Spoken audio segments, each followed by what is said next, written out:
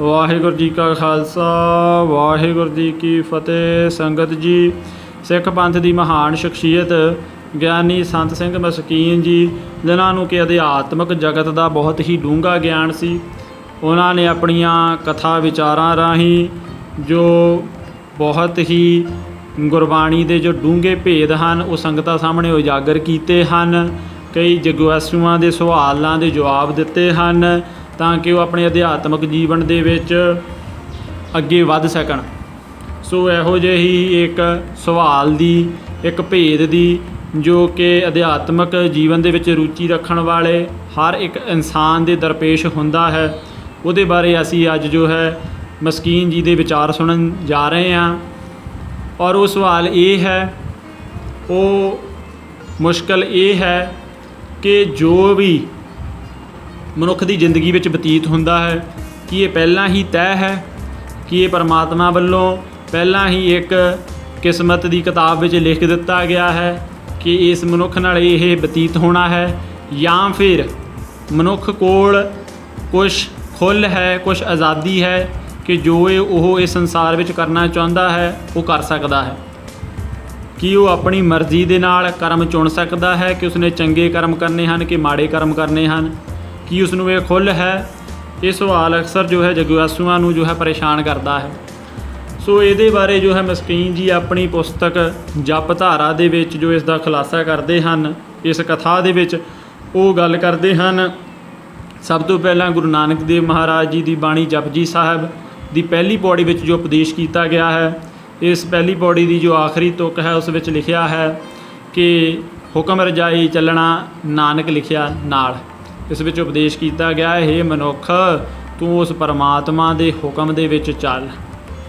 ਹੁਣ ਇੱਥੇ ਜੋ ਗਿਆਨੀ ਜੀ ਇਹ ਦਲੀਲ ਖੜੀ ਕਰਦੇ ਹਨ ਕਿ ਜੇ ਸਭ ਕੁਝ ਪਹਿਲਾਂ ਹੀ ਤੈਅ ਹੈ, ਜੇ ਮਨੁੱਖ ਆਪਣੀ ਮਰਜ਼ੀ ਨਾਲ ਕੁਝ ਨਹੀਂ ਕਰ ਸਕਦਾ ਤਾਂ ਫਿਰ ਇਸ ਉਪਦੇਸ਼ ਦੇ ਕੀ ਮਾਇਨੇ ਰਹਿ ਜਾਂਦੇ ਹਨ?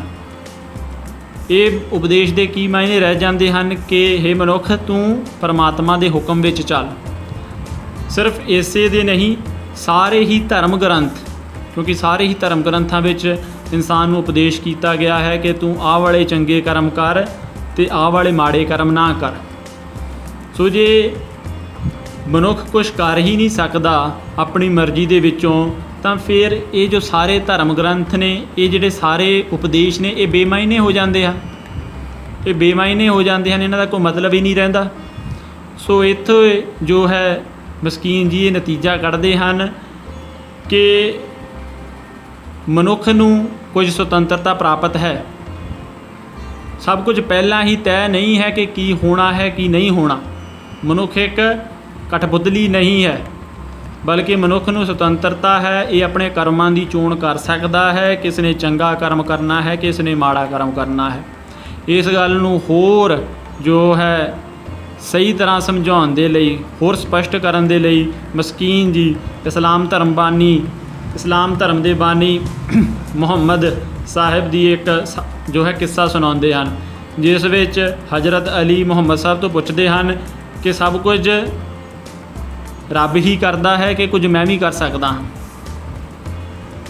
ਸੋ ਮੁਹੰਮਦ ਜੀ ਇੱਕ ਬੜੀ ਹੀ ਦੂਰ ਦ੍ਰਿਸ਼ਟੀ ਦੇ ਮਾਲਕ, ਇੱਕ ਬੜੀ ਬਰੀਕ ਸੋਚ ਦੇ ਮਾਲਕ, ਉਹ ਸਮਝ ਗਏ ਕਿ ਇਹ ਸਵਾਲ ਕਿੱਥੋਂ ਉੱਠਿਆ ਹੈ। ਸੋ ਉਹਨਾਂ ਨੇ ਹਜ਼ਰਤ ਨੂੰ ਕਿਹਾ, ਹਜ਼ਰਤ ਜੇ ਮੈਂ ਤੈਨੂੰ ਇਸ ਦਾ ਜਵਾਬ ਬੋਲ ਕੇ ਦੇਵਾਂਗਾ ਤਾਂ ਸ਼ਾਇਦ ਤੇਰੀ ਬੁੱਧ ਜੋ ਹੈ ਇਸ ਨੂੰ ਪਕੜ ਨਹੀਂ ਪਾਏਗੀ, ਤੂੰ ਸਮਝ ਨਹੀਂ ਪਾਏਗਾ। ਤੈਨੂੰ ਪ੍ਰਤੱਖ ਪ੍ਰਮਾਣ ਕਰਕੇ ਦੱਸਣਾ ਪੈਣਾ ਵਾ, ਤੈਨੂੰ ਪ੍ਰੈਕਟੀਕਲ ਕਰਕੇ ਦੱਸਣਾ ਪੈਣਾ ਵਾ। ਸੋ ਹਜ਼ਰਤ ਸਾਹਿਬ ਕਹਿੰਦੇ ਕਿ ਮੈਨੂੰ ਇਸ ਚੀਜ਼ ਦਾ ਜ਼ਰੂਰ ਜਵਾਬ ਦਿਓ। ਸੋ ਮੁਹੰਮਦ ਸਾਹਿਬ ਕਹਿੰਦੇ ਨੇ ਕਿ ਇਸ ਤਰ੍ਹਾਂ ਕਰ, ਤੂੰ ਆਪਣੀ ਇੱਕ ਲੱਤ ਚੁੱਕ ਲੈ। ਸੋ ਹਜ਼ਰਤ ਜੋ ਹੈ ਆਪਣੀ ਸੱਜੀ ਲੱਤ ਚੁੱਕ ਲੈਂਦੇ ਹਨ ਅਤੇ ਉਸ ਤੋਂ ਬਾਅਦ ਮੁਹੰਮਦ ਕਹਿੰਦੇ ਕਿ ਹਨ ਹੁਣ ਤੂੰ ਆਪਣੀ ਦੂਜੀ ਲੱਤ ਵੀ ਚੁੱਕ ਲੈ। ਸੋ ਹਜ਼ਰਤ ਹੈਰਾਨ ਪਰੇਸ਼ਾਨ ਵੀ ਦੂਜੀ ਲੱਤ ਮੈਂ ਕਿਵੇਂ ਚੁੱਕ ਸਕਦਾ, ਮੈਂ ਤਾਂ ਇੱਕ ਟਾਈਮ ਦੀ ਇੱਕੋ ਹੀ ਚੁੱਕ ਸਕਦਾ, ਦੂਜੀ ਲੱਤ ਮੈਂ ਕਿਵੇਂ ਚੁੱਕ ਸਕਦਾ? ਕਹਿੰਦੇ ਜੀ ਦੂਜੀ ਤਾਂ ਨਹੀਂ ਮੈਂ ਚੁੱਕ ਸਕਦਾ। ਠੀਕ ਹੈ। ਔਰ ਫਿਰ ਮੁਹੰਮਦ ਜੀ ਕਹਿੰਦੇ ਚਲੋ ਜੇ ਦੂਜੀ ਲੱਤ ਚੁੱਕਣੀ ਹੋਵੇ ਫਿਰ ਤੁਸੀਂ ਕੀ ਕਰੋਗੇ? ਕਹਿੰਦੇ ਜੇ ਦੂਜੀ ਲੱਤ ਚੁੱਕਣੀ ਹੋਵੇ ਮੈਨੂੰ ਪਹਿਲੀ ਥੱਲੇ ਰੱਖਣੀ ਪੈਣੀ ਆ। ਅਤੇ ਮੁਹੰਮਦ ਕਹਿੰਦੇ ਹਾਂਜੀ, ਬਸ ਇਹੀ ਜੋ ਹੈ ਤੁਹਾਡੇ ਸਵਾਲ ਦਾ ਜਵਾਬ ਹੈ। ਹਜ਼ਰਤ ਜੀ ਫਿਰ ਹੈਰਾਨ ਪਰੇਸ਼ਾਨ ਵੀ ਯਾਰ ਸਮਝ ਨਹੀਂ ਲੱਗੀ ਗੱਲ। ਉਹ ਮੁਹੰਮਦ ਸਾਹਿਬ ਨੂੰ ਕਹਿੰਦੇ ਵੀ ਮੈਨੂੰ ਖੋਲ੍ਹ ਕੇ ਦੱਸੋ, ਮੈਨੂੰ ਇਹ ਗੱਲ ਜੋ ਹੈ ਤੁਸੀਂ ਜਵਾਬ ਦਿੱਤਾ ਹੈ ਮੈਨੂੰ ਸਮਝ ਹੀ ਨਹੀਂ ਲੱਗਾ। ਤੇ ਹਜ਼ਰਤ ਉਹਨਾਂ ਨੂੰ ਦੱਸਦੇ ਨੇ ਕਿ ਦੇਖੋ ਮੈਂ ਤੁਹਾਨੂੰ ਇੱਕ ਪੈਰ ਚੁੱਕਣ ਲਈ ਕਿਹਾ ਸੀ, ਤੁਸੀਂ ਪੈਰ ਖੱਬਾ ਵੀ ਚੁੱਕ ਸਕਦੇ ਸੀ, ਤੁਸੀਂ ਇੱਕ ਪੈਰ ਸੱਜਾ ਵੀ ਚੁੱਕ ਸਕਦੇ ਸੀਗੇ, ਤੁਸੀਂ ਸੱਜਾ ਪੈਰ ਚੁੱਕ ਲਿਆ। ਠੀਕ ਹੈ। ਸੋ ਇਸੇ ਤਰ੍ਹਾਂ ਜੋ ਹੈ ਮਨੁੱਖ ਨੂੰ ਜੋ ਹੈ ਇੰਨੀ ਜੋ ਹੈ ਖੁੱਲ੍ਹ ਹੈ, ਸੁਤੰਤਰਤਾ ਹੈ ਕਿ ਉਹ ਚੰਗਾ ਕਰਮ ਵੀ ਚੁਣ ਸਕਦਾ ਹੈ, ਉਹ ਮਾੜਾ ਕਰਮ ਵੀ ਚੁੱਕ ਸਕਦਾ ਹੈ।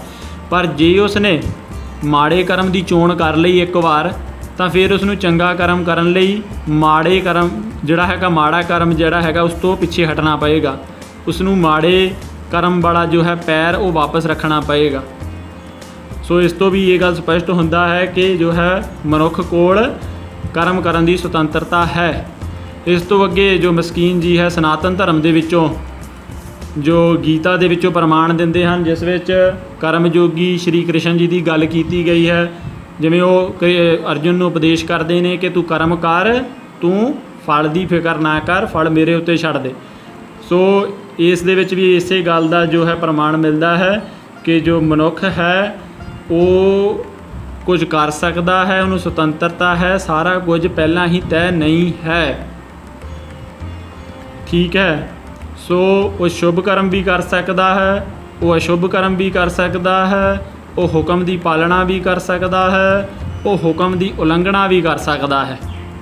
ਸੋ ਸਾਨੂੰ ਇੱਥੋਂ ਆਪਣਾ ਇਹ ਸਵਾਲ ਦਾ ਜਵਾਬ ਤਾਂ ਮਿਲ ਗਿਆ ਕਿ ਹਾਂ ਸਭ ਕੁਝ ਪਹਿਲਾਂ ਹੀ ਤੈਅ ਨਹੀਂ ਹੈ, ਬਲਕਿ ਮਨੁੱਖ ਕੋਲ ਸੁਤੰਤਰਤਾ ਹੈ।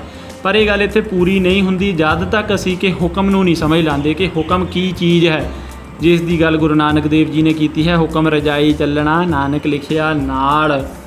ਕੀ ਹੁਕਮ ਇੱਕ ਜੋ ਰੀਲ ਦੇ ਵਿੱਚ ਇੱਕ ਸੀਨ ਹੈ ਕਿ ਇਸ ਬੰਦੇ ਨਾਲ ਇਹ ਹੋਣਾ ਹੈ ਜਾ ਕੇ, ਕਿਆ ਉਹ ਇੱਕ ਰੀਲ ਦਾ ਇੱਕ ਸੀਨ ਹੈ? ਨਹੀਂ, ਹੁਕਮ ਕੋਈ ਸੀਨ ਨਹੀਂ ਹੈ ਕਿ ਇਸ ਬੰਦੇ ਦਾ ਇਸ ਦਿਨ ਨੂੰ ਇਹ ਐਕਸੀਡੈਂਟ ਹੋਣਾ ਹੈ। ਇਹ ਕੋਈ ਇਹੋ ਜਿਹਾ ਰੀਲ ਦਾ ਸੀਨ ਨਹੀਂ ਹੈ, ਬਲਕਿ ਹੁਕਮ ਜੋ ਹੈ ਉਹ ਇੱਕ ਨਿਯਮ ਹੈ। ਜੇ ਸਰੀਰਕ ਤਲ 'ਤੇ ਗੱਲ ਕਰੀਏ ਤਾਂ ਇੱਕ ਨਿਯਮ ਹੈ ਕਿ ਹੇ ਮਨੁੱਖ, ਜੇ ਤੂੰ ਜ਼ਿਆਦਾ ਬੋਲੇਗਾ ਤਾਂ ਤੇਰਾ ਮਨ ਖਿੰਡ ਜਾਏਗਾ, ਜੇ ਤੂੰ ਜ਼ਿਆਦਾ ਖਾਏਗਾ ਤਾਂ ਤੂੰ ਰੋਗੀ ਹੋ ਜਾਏਗਾ। ਠੀਕ ਹੈ। ਜੇ ਤੂੰ ਜ਼ਿਆਦਾ ਸੋਚੇਗਾ ਤਾਂ ਮਾਨਸਿਕ ਸੰਤੁਲਨ ਤੂੰ ਖੋ ਬੈਠੇਗਾ। ਠੀਕ ਹੈ। ਇਹ ਇੱਕ ਨਿਯਮ ਨੇ। ਇਸੇ ਤਰ੍ਹਾਂ ਜੋ ਅਧਿਆਤਮਿਕ ਜਗਤ ਦੇ ਜੋ ਨਿਯਮ ਨੇ ਇਹ ਸਾਨੂੰ ਪਤਾ ਲੱਗਦੇ ਹਨ ਮਹਾਂਪੁਰਸ਼ਾਂ, ਸੰਤਾਂ, ਭਗਤਾਂ, ਗੁਰੂਆਂ ਦੀ ਬਾਣੀ ਤੋਂ। ਉਹ ਸਾਨੂੰ ਉਪਦੇਸ਼ ਕਰਦੇ ਨੇ, ਉਹ ਗਾਹੇ ਬਗਾਹੇ ਜੋ ਹੈ ਉਹ ਆਮ ਮਨੁੱਖ ਨੂੰ ਸਮਝਾਉਂਦੇ ਨੇ ਕਿ ਤੂੰ ਇਹ ਕੰਮ ਕਰ, ਇਹ ਕੰਮ ਨਾ ਕਰ। ਉਹ ਜੋ ਸਾਨੂੰ ਪਰਮਾਤਮਾ ਦੇ ਜੋ ਇਸ ਜਗਤ ਦੇ ਬਣਾਏ ਹੋਏ ਨਿਯਮ ਉਹਨਾਂ ਬਾਰੇ ਦੱਸਦੇ ਨੇ। ਜਿਵੇਂ ਅਸੀਂ ਜੇ ਗੱਲ ਕਰੀਏ ਤਾਂ ਗੁਰੂ ਨਾਨਕ ਦੇਵ ਜੀ ਕੀ ਉਪਦੇਸ਼ ਕਰਦੇ ਹਨ, ਜਿਹਾ ਬੀਜੇ ਤੇਹਾ ਲੂਣੇ ਕਰਮਾ ਸੰਧੜਾ ਖੇਤ। ਕਿ ਹੇ ਮਨੁੱਖ, ਇਹ ਸੰਸਾਰ, ਇੱਕ ਦੁਨੀਆ ਇੱਕ ਖੇਤ ਦੀ ਤਰ੍ਹਾਂ ਹੈ। ਜਿਵੇਂ ਖੇਤ 'ਚ ਇੱਕ ਬੀਜ ਬੋਵੋ ਅਤੇ ਉਹਦਾ ਜੋ ਹੈ ਸਾਨੂੰ ਅਨੰਤ ਬੀਜ ਜੋ ਹੈ ਸਾਨੂੰ ਉਹ ਵਾਪਸ ਦਿੰਦਾ ਹੈ, ਉਹ ਖੇਤ, ਉਹ ਧਰਤੀ।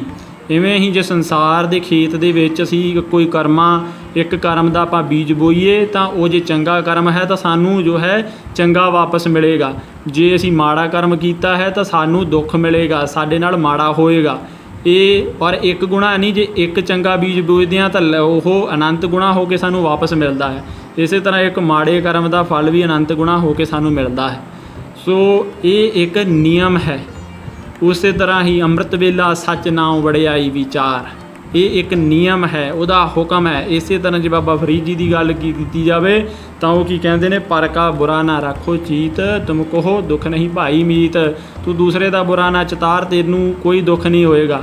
ਇਹ ਜੋ ਹੈ ਉਸ ਪਰਮਾਤਮਾ ਦੇ ਉਸ ਦੇ ਹੁਕਮ ਨੇ ਜੋ ਸਾਨੂੰ ਸੰਤਾਂ ਮਹਾਂਪੁਰਸ਼ਾਂ ਤੋਂ ਪਤਾ ਚੱਲਦੇ ਨੇ। ਸੋ ਇੱਥੇ ਅਸੀਂ ਜੋ ਹੈ ਅੱਜ ਦੇ ਵਿਚਾਰ ਸਮਾਪਤ ਕਰਦੇ ਹਾਂ। ਉਮੀਦ ਕਰਦਾ ਹਾਂ ਕਿ ਜੁਗਵਾਸੀਆਂ ਨੂੰ ਉਹਨਾਂ ਦੇ ਜੋ ਸਵਾਲ ਦੇ ਜਵਾਬ ਮਿਲ ਗਏ ਹੋਣਗੇ। ਜੋ ਮਸਕੀਨ ਜੀ ਦੀ ਜੋ ਕਥਾ ਦੇ ਵਿੱਚੋਂ ਇਹ ਮੈਂ ਤੁਹਾਨੂੰ ਗੱਲ ਦੱਸੀ ਹੈ। ਜੇ ਤੁਸੀਂ ਆਪ ਪੜ੍ਹਨਾ ਚਾਹੁੰਦੇ ਹੋ ਤਾਂ ਜਪ ਧਾਰਾ ਕਿਤਾਬ ਦੇ ਜੋ 2nd ਚੈਪਟਰ ਦੇ ਵਿੱਚ ਹੈ ਇਹ ਗੱਲ ਜੋ ਹੈ ਬਹੁਤ ਹੀ ਖੋਲ੍ਹ ਕੇ ਮਸਕੀਨ ਜੀ ਨੇ ਦੱਸੀ ਹੈ। ਮੈਂ ਤੁਹਾਨੂੰ ਉਹਦਾ ਜੋ ਹੈ ਇੱਕ ਮੇਨ ਅਸੈਂਸ ਸਮਝਾਉਣ ਦੀ ਕੋਸ਼ਿਸ਼ ਕੀਤੀ ਹੈ। ਠੀਕ ਹੈ। ਉਹਦਾ ਸਾਰਾਂਸ਼ ਸਮਝਾਉਣ ਦੀ ਕੋਸ਼ਿਸ਼ ਕੀਤੀ ਹੈ ਸ਼ਾਰਟ ਦੇ ਵਿੱਚ।